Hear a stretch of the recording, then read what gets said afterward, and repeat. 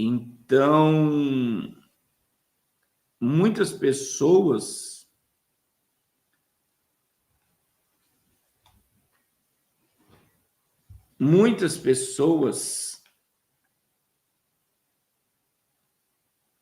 elas hoje não querem ter um afeto e um amor por Israel. Só que Deus é um Deus de aliança, e Deus fez uma aliança com Israel. E Deus não quebra aliança. Deus falou para Abraão: em ti serão benditas todas as famílias da terra.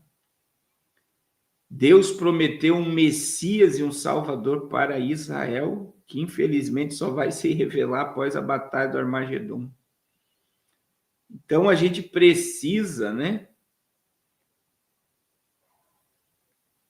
A gente precisa entender que quando a gente coloca a igreja acima de Israel,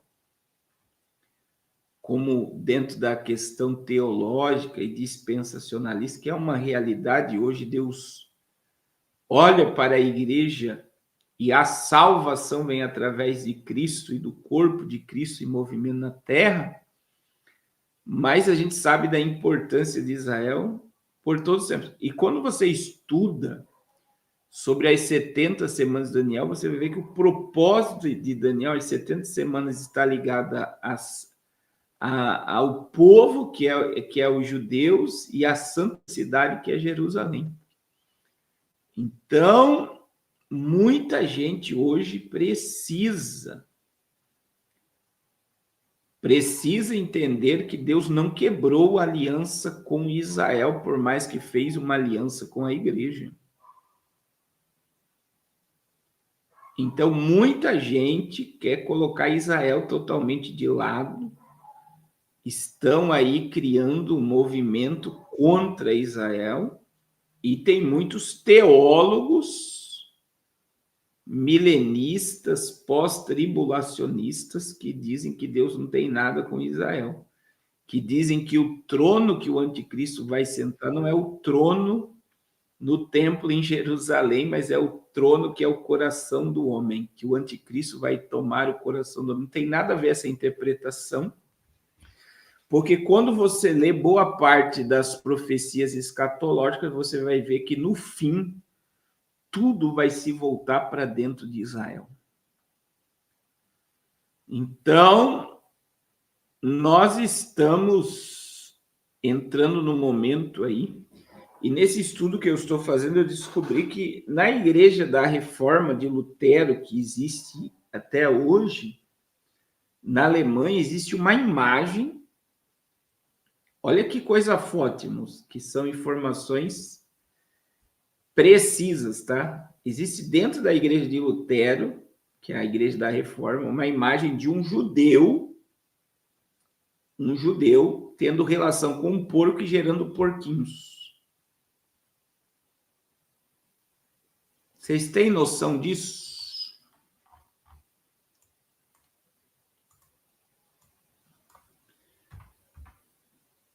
É muito forte, né?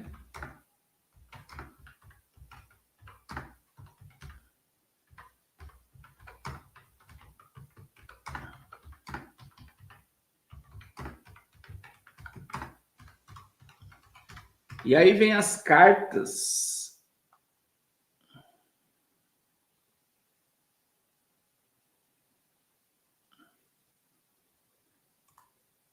Tem as cartas, né? Deixa eu mostrar aqui, ó, a imagem.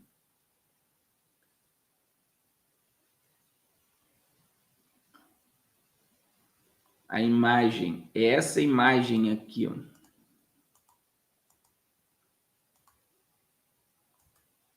Que era meio que folclórica essa imagem. E aí a gente precisa tomar um cuidado imenso. Olha aí, ó. Um cuidado imenso. Um cuidado imenso. Por quê? Porque muita gente, quando a gente estudamos também sobre até que ponto a igreja cristã foi judaica E quando houve, então, a igreja dos gentios? Porque se nós estudarmos sobre a igreja primitiva, até 313, que foi quando Constantino se converteu, a igreja cristã era judaica. Os pastores da igreja eram judeus. Sim ou não?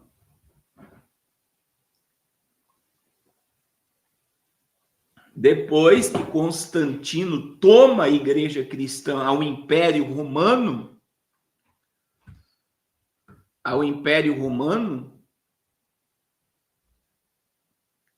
você vai ver então que há um distanciamento dos cristãos aos judeus. A ponto que após a reforma, presta atenção que eu vou falar que isso aqui é muito forte, tá? Após a reforma protestante, e são coisas que muitas vezes são pontos que nós não ligamos, é que após a reforma, quando um judeu se convertia, para ser batizado, ele teria que trabalhar no sábado e teria que comer carne de porco. E ele teria que parar todos os rituais. Olha o que eu vou falar. Ele tinha que abandonar todos os rituais judaicos para declarar a sua fé cristã. Sim ou não? Olha que coisa forte. Não é forte isso, irmãos? Então, quer dizer, você teria que obrigar o judeu a se libertar de todas as suas tradições,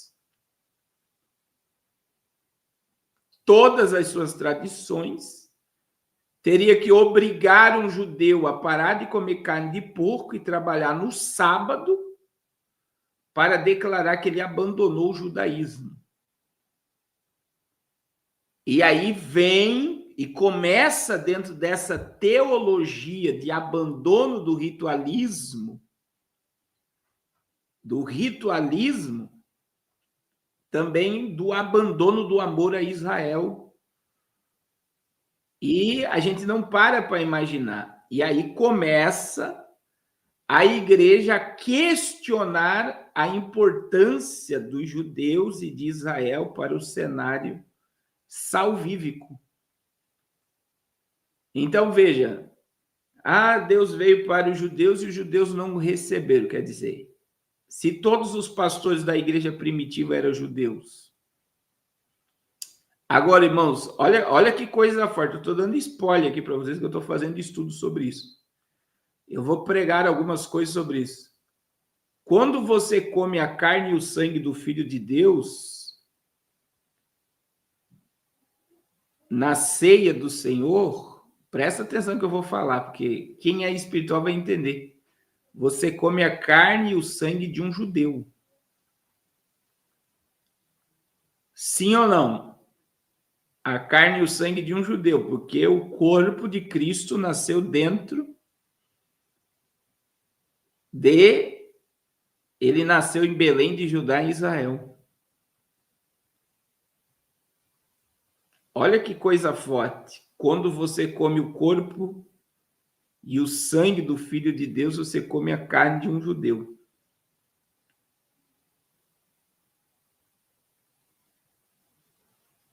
Então, a mudança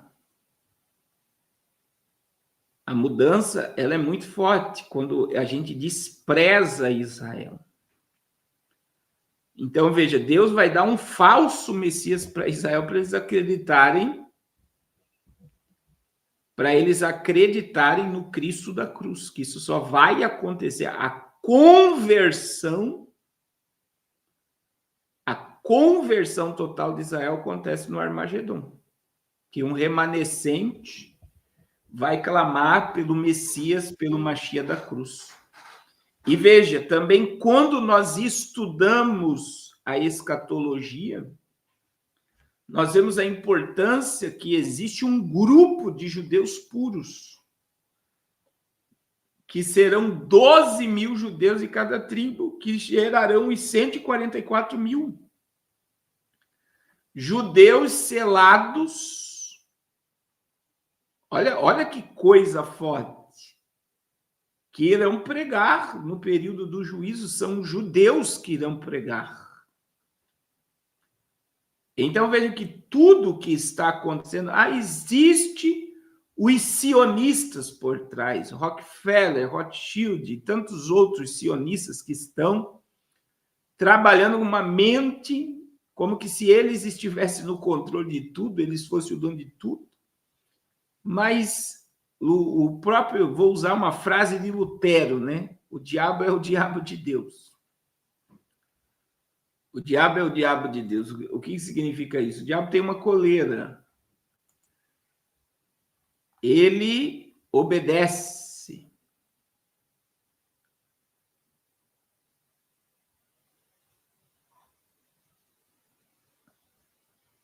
Ele também obedece.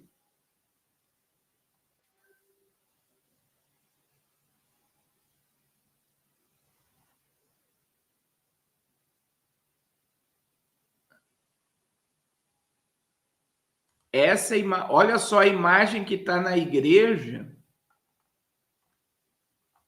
Olha só, irmãos. Essa imagem aqui está na igreja de Lutero, tá? Que eu vou mostrar aqui para vocês. Olha que imagem forte.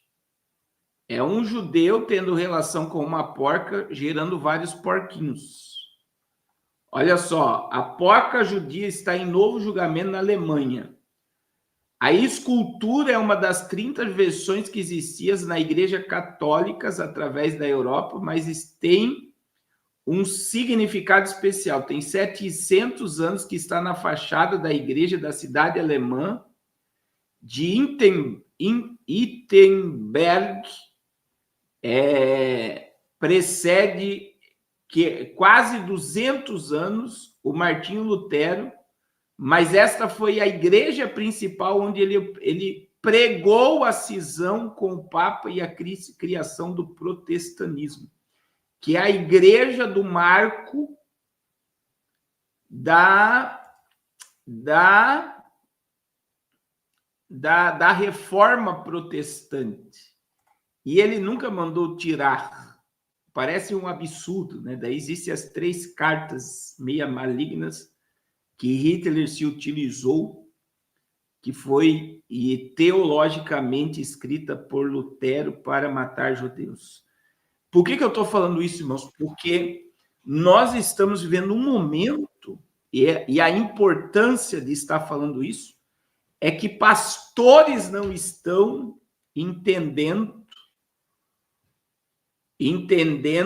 o propósito de Israel desde o início até o fim dos tempos. Querem arrancar Israel do contexto escatológico e do contexto profético e do contexto do fim dos tempos, e um pastor desse nunca conheceu a Bíblia e muito menos profecia. E aí a gente vê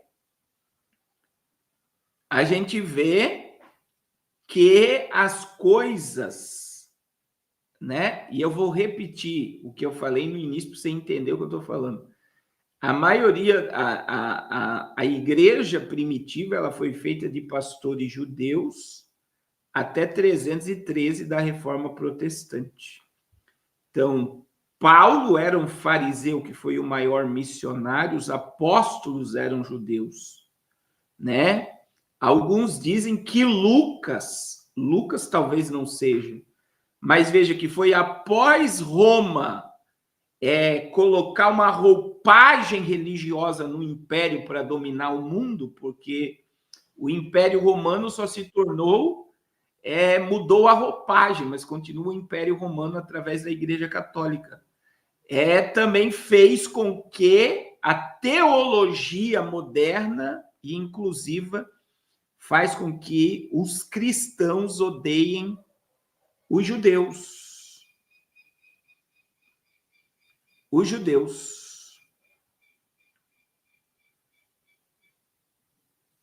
judeus.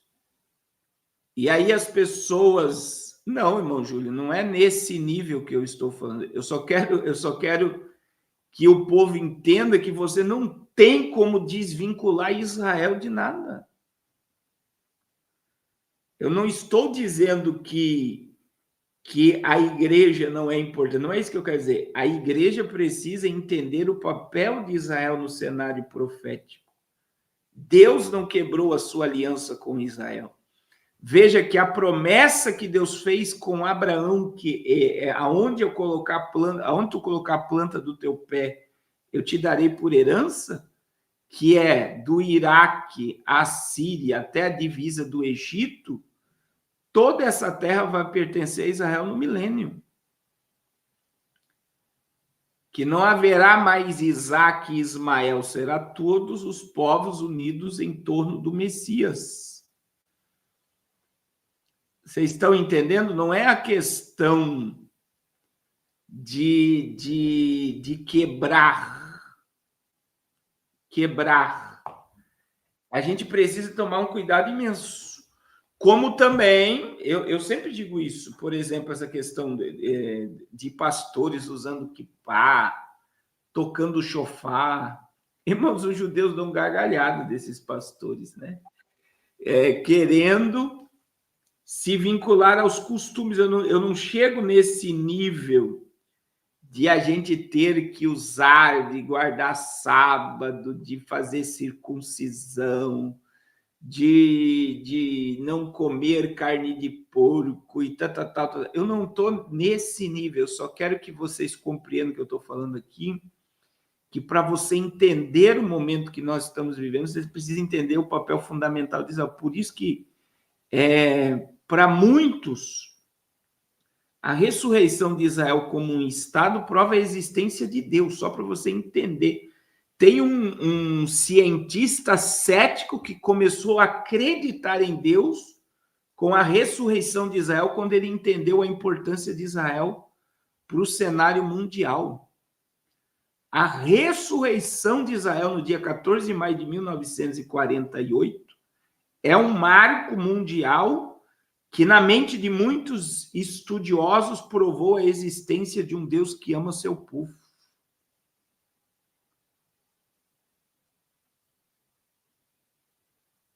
Ama o seu povo.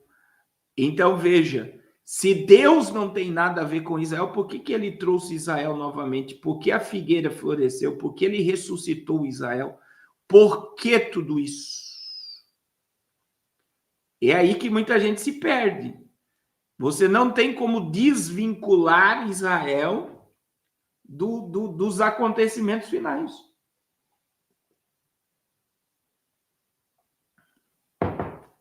Então, como a figueira floresceu, uma nação nasceu em um só dia, Isaías 66, 8, o vale de ossos secos ressuscitou.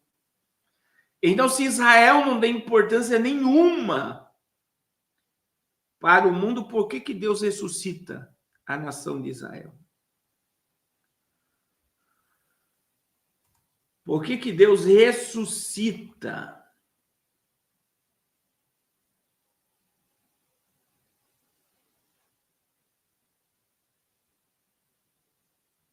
a nação de Israel?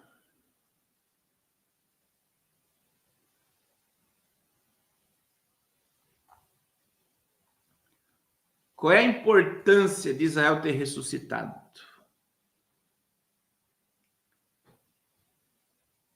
Qual é a importância de Israel ressuscitar como nação e cumprir-se a profecia?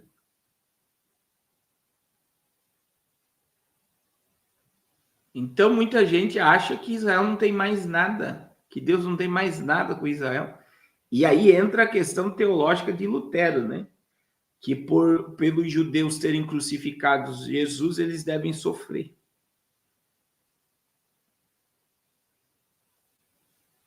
Eles devem sofrer.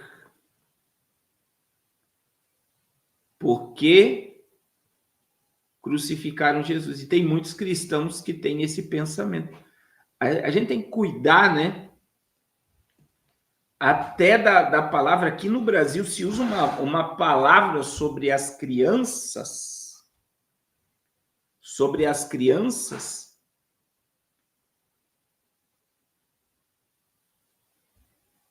Olha só. que é não judia da criança. Você já parou para imaginar que a palavra judia aí vem do judaísmo? E o judia é uma lembrança do que os judeus fizeram na mente do católico, o que os judeus fizeram com Cristo na cruz. Então, quando um adulto maltrata, não judia, é uma ligação ao que os judeus fizeram com Cristo. É muito sério, não é? Um negócio desse? É muito sério você falar para não judia, porque tem uma ligação. Então, aqui a gente tem que ter o bom senso de não idolatrar, né? De não chegar no nível de idolatria, de não se utilizar. E aí eu digo por experiência própria, é judiação. Não faça essa judiação. Que judiação? As pessoas não ligam, mas é uma ligação. Então, assim, a gente tem que entender, a maioria dos pastores que entraram no judaísmo messiânico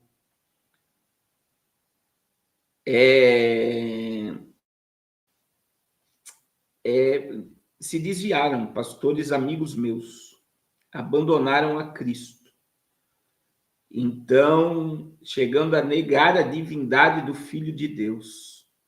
Eu tenho pastores que eu conheci, usadíssimos por Deus, que começaram a usar quipá, tocar chofá, colocar a Arca da Aliança, colocar a Torá no altar, chegarem ao nível de negar a divindade de Cristo e alguns fazer circuncisão e negar o nascimento virginal do Filho de Deus e a morte de Cristo na cruz. Então, existe um perigo muito grande de nós queremos voltar a rituais que Gálatas, capítulo 1, 2, 3, 4, 5, 6, Paulo vai combater os judeus ritualistas. Cristo nos resgatou da maldição da lei, fazendo-se maldição por nós, para que a bênção de Abraão chegasse nos gentios. Então, Paulo vai combater a igreja da galáxia, os costumes judaicos. Então, eu não quero aqui dizer, não, então vamos fazer... Não, eu só quero dizer que Israel é o ponto profético. É o maior sinal da volta de Jesus. E se verdadeiramente, como eu falei, Jared Kushner, ele está por trás da mente de Trump, da mente de Donald Trump, a gente vê que os judeus estão por trás de tudo. As pessoas mais ricas do mundo são judeus. Os mais de 200 prêmios Nobel do mundo, tem mais de 200 prêmios Nobel do mundo, está na mão dos judeus. Eles são criadores de coisas magníficas, porque eles têm tanta sabedoria, tanto conhecimento. Então, eu digo para vocês, né? Eu estou dando spoiler aqui, a gente vai fazer uma sequência dessa questão do início da igreja primitiva, até quando a igreja cristã foi judaizante, porque depois da quebra do vínculo com Israel e voltando-se a Roma, cria-se uma nova teologia contra judeus e ódio aos judeus dentro do meio cristão. E qual é a importância de Israel hoje para o cenário? Então, eu só estou dando aqui para vocês uma ideia do que nós vamos falar nos próximos dias.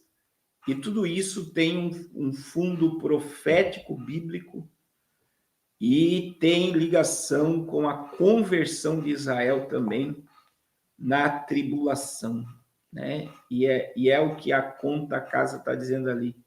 Tudo começou dentro de Israel e tudo termina dentro de Israel, que é um magnífico, né?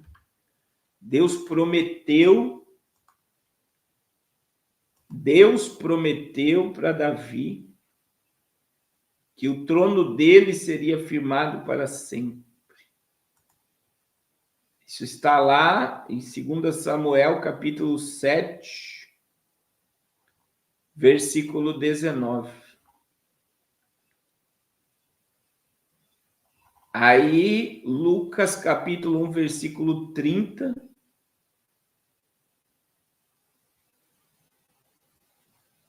Você vai ver o anjo Gabriel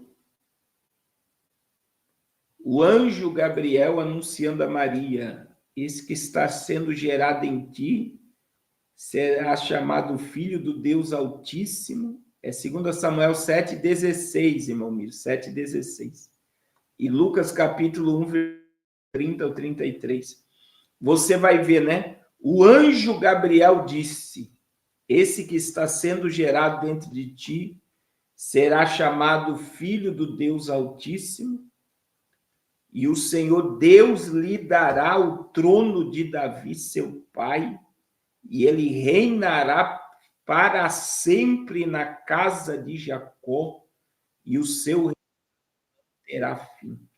Veja que foi Gabriel que disse para Maria que o Senhor Deus lhe dará o trono de Davi, seu pai.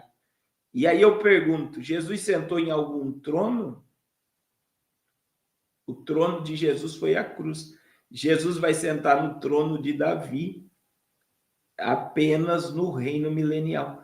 Então veja bem, Deus fez uma promessa para Davi em 2 Samuel 7,16. O teu trono permanecerá para sempre na casa de Israel. E Gabriel vem reforçar que Jesus vai sentar no trono de Davi. No trono de Davi. No trono de Davi. Jesus vai sentar no trono de Davi. Então, hoje nós precisamos entender isso, que tudo começa e tudo termina dentro de Israel. Tudo começa e tudo termina dentro de Israel. Amém, irmãos? Eu vou terminar por aqui a live em nome de Jesus. Eu só quero dizer para vocês que a volta de Jesus está muito perto. Teve uma irmã que perguntou lá no YouTube, ela disse, né, pastor, eu não sei de onde ele tirou, né, que a gente vive uma vida, tá aqui o comentário dela, eu achei interessante a fala dela, né, a fala dela sobre a marca da besta. É um vídeo que deu uma repercussão, tá cortado lá a mensagem da marca da besta. Ela falou aqui, ó, paz do Senhor, pastor Carlos, o senhor vai bem? Vou fazer uma pergunta para o senhor. O senhor renuncia? Estou acompanhando o senhor desde 2019 da pandemia. Sei que o senhor tem uma vida espiritual muito ativa e tem uma vida de luxo também. Materialmente falando, graças a Deus, e quem é dado, a quem é cobrado. Mas eu procuro dizer para o senhor, se o senhor está preparado para renunciar toda a sua vida de luxo e não aceitar o chip. Eu peço para o senhor, pastor Carlos, ajudar todas as pessoas que te seguem, ensinando, que quando o senhor falar, o senhor fala do senhor também, porque muita gente acha que o senhor pode não renunciar. O senhor sabe que muita gente, como o senhor sempre fala, e vai dormir rico e acorda pobre, justamente por não aceitar o selo da besta. Nós sabemos que ele existe, que ele é verdadeiro, porque a palavra do nosso Deus, tal. Daí ela está falando aqui, né? Eu fico admirado porque, primeiro, é a forma, né, como a pessoa ela expõe a gente de viver uma vida luxuosa. Então, se ela me acompanha desde 2019, ela vai ver que desde 2010 eu viajo de avião pregando pelo Brasil, né? Então, a pandemia, por exemplo, quando começou a pandemia, vários congressos que eu estava agendado no Brasil inteiro, pregando. Então, muitas vezes a pessoa vê você andando de avião ela acha que você tem uma vida luxuosa. E a maioria das igrejas que a gente vai, por exemplo, eu vou estar em Campo Grande, se tiver alguém de Campo Grande, se tiver alguém aí de Campo Grande, eu vou estar em Campo Grande, sexta, sábado e domingo, eu vou pregar, é bom até deixar meu contato aqui, eu vou pregar numa cruzada sexta-feira,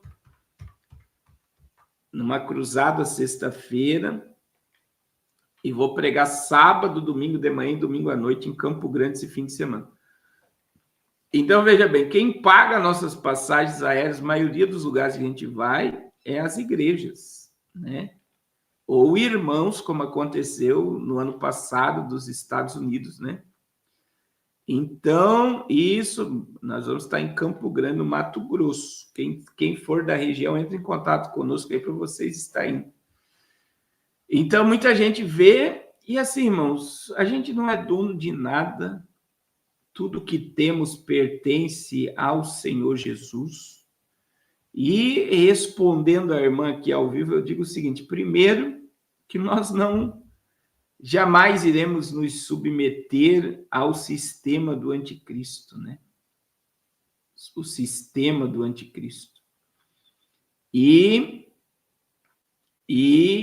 outra coisa, né? A gente está aqui para morrer por amor a Cristo. Então, ninguém é dono de nada. Mas, infelizmente, irmãos, as pessoas, elas têm um olhar crítico, né? As pessoas, elas acham que Mato Grosso do Sul. Eu vou estar em Campo Grande, Mato Grosso do Sul. As pessoas acham que por andar de avião, fazer as coisas, tudo pertence a nós, né?